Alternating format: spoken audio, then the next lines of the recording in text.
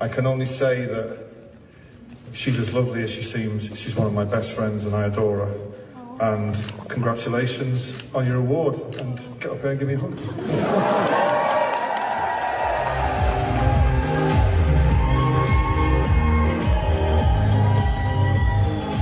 My name is Furmanovsky. I'm known as a rock photographer, but I think of myself as just a professional photographer. I was 40, by the way, when I started working with Oasis, so I'd already had a lot of experience with doing all this other stuff. Should we move now towards Oasis for how you first came to meet them? But maybe before we do that, should we show the videos? Yeah, so I wanted to just say that the book is co-authored with Noel, who was involved in it, and we can talk about that a bit. But when I started making the book, Noel came to my studio, and we have 3 little clips that are on Instagram today. Would you please kindly play them for us? We blew up quite quickly, but we were still booked in to play all these places that either had no barrier or very... limited. The gigs were quite violent, almost like Sex Pistol-esque. Obviously the music was quite energetic, rock and roll, and yeah, I remember there being crazy fucking nights on stage of like people getting attacked and... But you've had a few. I've had a, yeah, I've, being oh attacked. yeah. God, Yeah. that was some Never by a scary woman. If we ever did get back together, I can assure you he'd fucking moan his way through the gig. All I can say is that we go, do you think they'll get back together? And I said, I don't know, and it doesn't matter. But if they do, I'll be one of the first calls that you'll be making. That's all. I just want to make sure that you're aware. If we ever get back together, you can photograph me going to the bookies and putting an extraordinary amount of money on the actual date. We'd won everything at the MTV Awards, which was taking place in London. And the funny thing about this picture is we finished in the studio and we went to the pub for a drink, the Warrington Castle in Maida Vale, and then we just stayed in the pub and never went. Oh, you didn't go to the award? We didn't go, right? Seen the footage back, there's 5 empty seats at the front during the entire award ceremony. And they've obviously choreographed what was going to happen that night. And every time we won an award, this camera kind of this sort of thing. And of course, there's just 5 empty seats there. And we're in the pub. So yeah, great fun to work with him. He was the one who edited all the pictures, and he was my mentor on that project. So what we thought we'd do is, there's 70 images now, and we thought we'll just let them run while we chat, and then they should repeat, and you can look at them as they go through. They are chronologically, more or less. So tell us to start with how you came to meet them in the first place. You were working on a previous book, weren't you? Yes, I was trying to find a publisher for a book that I wrote and then illustrated called The Moment, which was called, in the end, 25 Years of Rock Photography. But it took me 13 years to find a publisher for it. And I kept trying to do a book on it. And in the end, I found a publisher and I thought, well, it's like a diary from that Beatles shot of Paul McCartney to who's up and coming in 1994. This Oasis seemed to be up and coming. Why don't I do something with them? And the journalist, Daniela Swap, introduced me to them. And I was away. I started documenting it, starting with the Cambridge Gold Exchange. And so Beatles to Oasis, that was, yeah. So you needed a bookend. I did, for yeah. Your upcoming band. And what made them? You'd already photographed them at the Gold Exchange then at this point, and so you already knew that you thought they were pretty good actors. I did, yeah. So you thought they were great, but what made them sort of say to you, well, yes, you can. They were fans of the Beatles, the Sex Pistols, you name it, whatever was in my book, they were fans of. So for them, and for Noel, should you say, not for them, but for Noel particularly, it was like, as you said in that little interview, that went on, he said, it's a bit of an honour to be in this book. And I said, I'm going to put you in my book. And so, and they were looking, I think, with a record company, knew that they work well with women. Their mother, Peg, ruled. She's actually in the end at some point, because she was like, as Noel said, they were all brought up by their Irish mothers. And so, and they had a fantastic female tour manager who was about 23, and she ruled as well. So although they were kind of like a macho band, they were very respectful. And I was at that sweet age of 40. So if you ever get to 40 and think, well, that's when it begins, really. And so I had the experience, but I wasn't like a, a girlfriendy, and I wasn't quite a granny yet. So they just took me on board, and then I vanished into the road crew. Here we describe as a cross between a mother and a sister or something like that, right? Big sister. Auntie, sister, big sister, very big sister. I mean, I was 19 years older than Liam and 50 years older than Noel. So I guess I could have been not quite as old as their mum, but, sweet aged. Yeah. I presume your relationship was more with Noel out of all members of the band in terms of the person you interacted with the most. Yeah, because Noel did everything from writing the songs to most of the press interviews, to all the record cover stuff with Brian Cannon, to picture editing. He was kind of the creative force, and the rest made up the DNA of the band. I mean, I don't think Liam ever looked at any pictures. He was wonderfully unvain, actually. There was something touching about how lacking in vanity it was. He never wanted to see any of the pictures. He didn't care. How did you go from photographing them? You obviously photographed them live, and you've got them in the book. How did that then develop into the relationship where you became their photographer? It just, I put them at the end of the book with that Cambridge Corn Exchange thing. Then a week later, they said, come and do the Live Forever video somewhere. And at that point, I met them. And I had to sort of make sure that Liam was all right with me. I think that was the key. Luckily, we share a birthday, and that was a bit of a connection because I remember sort of saying, "Oh, I saw you at Cambridge Corn Exchange, and I love the way you." And he just looked at me like, "Oh, fuck off," He wasn't quite, but he didn't want any of that nonsense. I thought I'll drop that straight away. But then when we realised that we were birthday twins, it was kind of like, okay, well, you're all right then. That's it, and end of story. And the others were lovely, and funny. They were hilarious. And the Gallaghers were, if they weren't fighting, they were laughing. So it was great. Okay. So then they just, from then on, I just carried on. And that was it for 3 years. I was documenting more or less all their major. That's 94 to 97. 94 to, 97, 98, by 98 I kind of had a break from it. And then I carried on. Peak though, wasn't it? Yes, it was Main Road, it was Nebworth, it was recording at Abbey Road and Be Here Now and all that sort of thing. So it was a pivotal time in their career. Did you have a sense that when you first met them and started working with them that this was going to get this big? They did, and I just went along with it. But I really liked, right from the beginning, I just thought, I was never very into that. At the 80s, I was slightly, felt like an imposter because I'm not interested in fashion particularly. And then in the 90s, there was a bit of a dearth of stuff. And then this guitar sounds, pure guitar sound that came out. Oasis and the kind of a proper rock band with a front man who kind of was a bit punky. There was somewhere between punk and there was a punk element to them. They were irreverent, they were rude, they said horrible things about other bands, but it didn't seem to matter. And then they had this bravado, and so I went along with it. I just thought, it's great. Let me in. It's an instinct.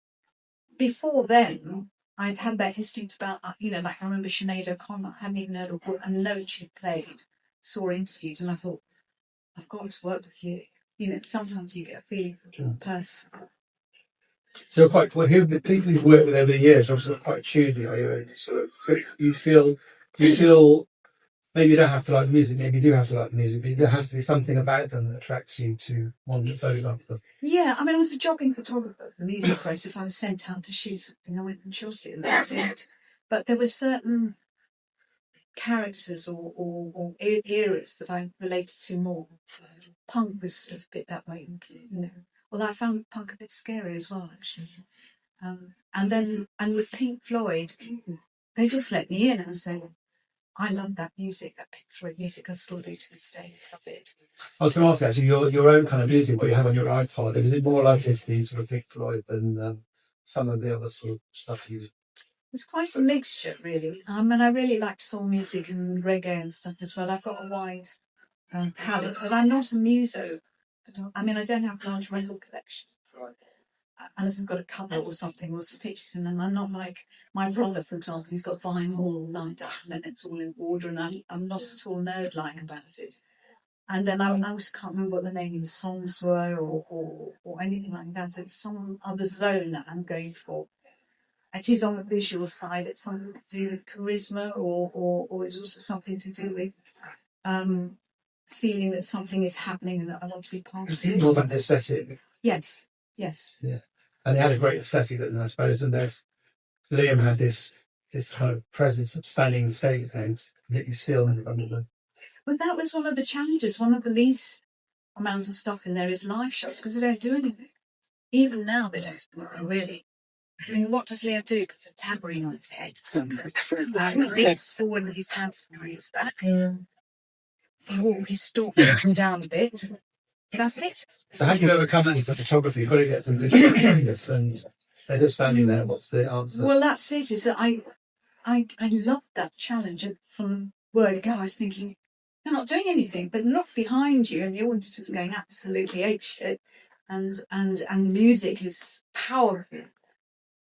And nothing's happening much on stage, so everything is in the tension of what's going on. And when Noel crosses Liam, when Liam crosses Noel, especially, even now, actually, there's still that there.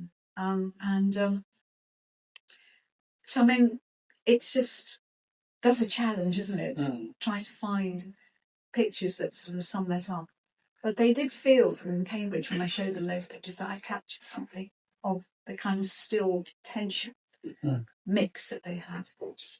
And in the documentary sort of work you did, there's obviously a trust that is, you must have seen a lot of stuff that the tabloids would love to have got hold of. That.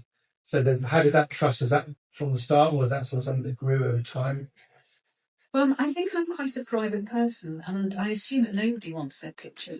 I'm the opposite of the selfie generation. I mean, I just think, oh no, don't. And I think I just was protective anyway, and always have been, of, being mortified if the picture goes out. And I think, that's a compromise. I haven't checked it with them or whatever. On the other hand, what was interesting about Oasis and Noel is that, for example, in Paris, there's there was tremendous tension between the brothers in Paris. Those pictures look tense, but Johnny Hopkins, who was the PR, and Noel, they chose them as press shots. Now, another band would have gone, well, that session was a write-off, because Liam was drunk, he didn't show up, Noel was furious, the body language was like this, and yet that was a press shot. Even, this yawny shot, that's the press shot. So it was also partially the creative team around Oasis that knew that if they were documented, that would be quite enough. You didn't have to tell them to pose. And also in America, they did terribly, because I remember there's a little clip of Noel talking about working in America, and Rolling Stone got them in to do a shoot, which was for the day. And after about 20 minutes, they'd had enough and walked off. Because the American record company wasn't pleased, and neither was Rolling Stone. And so I think partially I was fast, and that's one of the reasons they stuck with me, because if I did a shoot, it lasted about 3 minutes, and that was the end of it. And that's one of the things you talked about. They didn't have much patience, did they? Photography didn't really like posing. No, and they shared that with actually other bands too. Not everybody likes posing. It's the 80s when they like posing. Right. And as I say, Dead or Alive, for example, they were always coming to my studio for more shoots. They had some new clothing, or Spandau Ballet, they had some suits. And I was thinking, but how many were paying this because it was work? But I just couldn't relate to all that interest in the look. And so Oasis didn't have that. They all Adidas, mainly. It was trainers and stuff. So. The sort of famously tumultuous relationship between the brothers, was that, obviously it's interesting that you say that a lot of bands might try to hide that. If there was tension within the band, they might try to keep it quiet, but they seem to actually bring that to the front and sort of make it a marketing almost. Did you find it harder because of that relationship, or was it a gift from you as a photographer to try and get that touch? Oh no, it was a gift. It was an absolute gift. I mean, one of my favourites is Diane Arbus. She made families look, the strangest family relationships was one of her specialities. No, it was an absolute gift. And also, they were the same off stage and on stage. They weren't different. It wasn't like they put it on. I mean, they had problems sometimes, and it was quite tense and not in a nice way. If you didn't know if Liam was, going to. Liam had this capacity that he could, if he felt like it, cause great problems during a gig, and he seemed to not be too concerned about that. But for those left on the stage, it was a bit difficult. So it wasn't like he was always comfortable. But on the other hand, it was genuine. And that, I think somehow you feel that, and you feel it coming through the images as well. Let's talk about some of the creative choices, some of the imagery. I know there's a lot of black and white work, but there's also some colour. So can you talk us through what your thoughts are on black and white colour, and when you would choose one and when you would choose another? Yeah, I think I'm basically black and white. I come from black and white film era. Colour in rock and roll was difficult at the beginning because the films were not high speed, the tungsten films, the daylight film, get the lap, push it, do clip tests and all that sort of thing.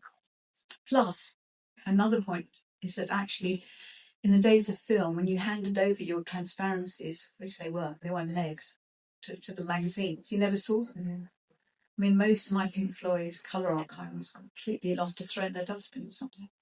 I mean, the amount of colour that was lost because there were those little transparencies this big, and I think they were just, they went into a drum scanner with oil or whatever it was, and then they binned. We just didn't think it was that valuable at the time. Whereas the black and white, the legs were there, you made prints. So partially it's that I don't have material anymore. With Oasis, it's a bit different. I have most of it, but not all of it, even so. But also I often find with digital now, it's been digital for several years, I just think, do we really need to know what colour that was? No, we don't. If the picture's got feel to it, let's take out the colour, and suddenly the vibe of the shot is stronger for me. Wow. So, but some of them aren't coloured. So was that a requirement of the record company, or was someone else that wanted to colour ones? Or? More for the rhythm of the book, really. And then sometimes the Union Jack guitar, you just want to see the colours just work nicely. But I don't think colour is my strongest part of that work. You mentioned digital briefly. You started off shooting in film, obviously your whole career, but at some point you switched to digital. I imagine that was during the period where was it after that? When was the sort of period where you went digital, and how did you find that transition? Right, okay, so I guess it was already starting in 1997. In 1997, Oasis did Be Here Now, and I thought I'll do an exhibition. It was called, there was Be Here Now, and Noel christened my exhibition, was there then. Such a clever man. And I did this exhibition that was on the cusp of the digital revolution. It was sponsored partially by Epsom, because they were launching their first digital printer, which wasn't even with archival links. Olympus were launching consumer camera and had a studio where you could dress up as Liam and pose on a background with Noel and stuff like that. It was just all part of this digital mad time. It was an amazing exhibition. It was in the whole of the Roundhouse. Then it went to the Hacienda in Manchester, and went to the tramways in Glasgow, and it ended up in Dublin. And that was the cusp. But at that time, in the 2000s and so on, I just thought the cameras were just not up to standard. Wow. They didn't shoot the moment, which was just a horror. You go click and it go now. You're wasting way too long, and it wasn't really till I think it was 2005. I was doing Live 8, not Live 8, Live 8. I remember that with Floyd, and I had to have a digital camera for the purposes of the job. And I thought, and actually I was a Nikon user, but Nikon had a run on their cameras and there was a waiting list. So I thought, well, I'll have to go with the Canon then. And I just swapped and went Canon. And that's when I started shooting digitally. And even then, those early Canons aren't that. They're 25 megs. My Amy Winehouse shoots 25 megs maximum. Wasn't sure how to do more. But what I loved about the digital era was the printing, especially the printing. And I love Photoshop. It's just magic to be able to clean up your megs and get rid of the specs and all that spotting and all that stuff went out the window. So, yeah. You mentioned an early disaster with digital where it was all at the wrong resolution. That was God, that was sabotage, I think, actually. It was an Oasis 2004 Glastonbury NME where had the daily backstage magazine every day for Glastonbury, and I had the access and they didn't. So they said, look, if you could shoot on a digital camera, I didn't have one in 2004, then, that would be fantastic. And they gave me one, and somebody had set it to lowest res JPEG. no. So that's what it was 300k or something. And I think it was sabotage. Because I didn't set it up. I said, well, if you set it up, I'll shoot it. I must admit, sounds like it. I think it was sabotage. Obviously, we're not happy with shooting digital. I suppose there's advantage of having like low light and yeah, it is battery coming. There's no question about it. It's battery. Yeah. Do you? What do you? When you're shooting? Obviously, from a photography point of view, like concerts. What is it when you're taking like documentary pictures? There must be moments where you take a picture and you think that's a keeper. Obviously you scored a lot of pictures and there's an editing process which I think is the worst part of the job is going through them all afterwards. Yeah. But there are times only when you take a picture and go, that's a good one. Mm-hmm. So what is it for you? What is that moment like? What are you looking for? I can't even put it into words really. I mean, because it's so instinctive. Of course, you're quite right in that now the shoot's 800 pictures or something like that, or thousands, and I loathe the editing process. When I say I loathe it, it's because of the endless time onto the screen. I use bridge, not Lightroom. I just put everything in bridge, and then stop. And then I start fiddling with the file. For me, for everyday shooting, there's at least a day's post-production. Now, that's not the case for press photographers, because I go to Glastonbury and I see them, their images going straight to the picture desks from the camera, or they're sitting doing an edit straight away. But I'm piddling about it. Someone else in the picture desk has to do that job. They do, but also I don't want them choosing my pictures. So yes, I'm protective of them and very slow. And now I warn clients, I go, look, I'm the wrong photographer. If you want the pictures quickly, I'm not going to be the best to go to somebody else because I need to look at them and then I need to fiddle with them and vignette them or whatever it is, turn it black and white, and then I can deliver the shoot. So.